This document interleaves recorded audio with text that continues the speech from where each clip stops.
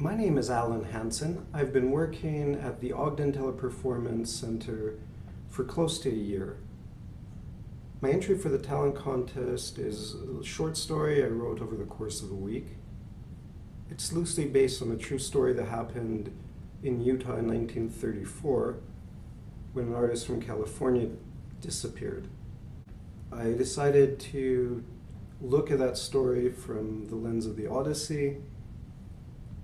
And I won't spoil the ending, but he does run into a drifter with an obvious allusion back to the Odyssey. Rupert Evans might have missed the ruins had they not been lit up by the dying rays of the sun.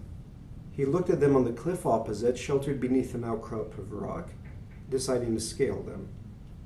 An impulse. It was not so far to the other side as it was steep.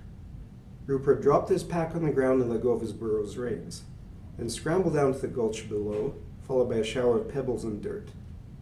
His shoes were good, the laces were tight, and the precarious climb sent a thrill through his body. It was fun.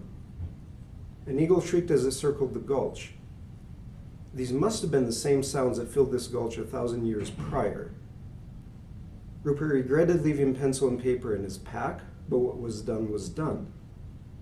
Not a sketch this time, but a poem filled his mind.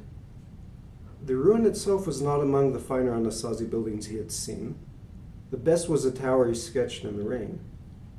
Only some rocks remained, though enough to see what it might have been. Inside there was a broken metate and a few ancient ears of dried corn, but a little else aside from pottery shards and rat droppings to catch the eye. What fired his imagination was the sorry state of the ruin, something straight out of Shelley's Ozymandias. This place, Rupert thought, has a habit of making things disappear. Look at these buildings. Marvel how their builders, the Anasazi, could almost perch on the air as they lifted stone upon stone on these cliff sides.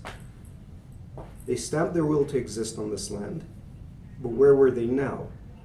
Gone, with none to sing their songs or remember their names, though they must have had names once. Everything does, or did, or will. A name means you are alive, you can love and be loved, and most of all, when you have a name, your life has meaning. Or at least ways you think it does. But oh, this terrible, lonely beauty. Perhaps they did not so much disappear from the desert as were swallowed up by it, becoming part of it. Was it not foolish to speak of meaning, your own meaning, when confronted by something as vast and as majestic as this temple without hands? Could you force this place to be something it was not? Rupert felt almost as if he could die, pierced by this desert grandeur.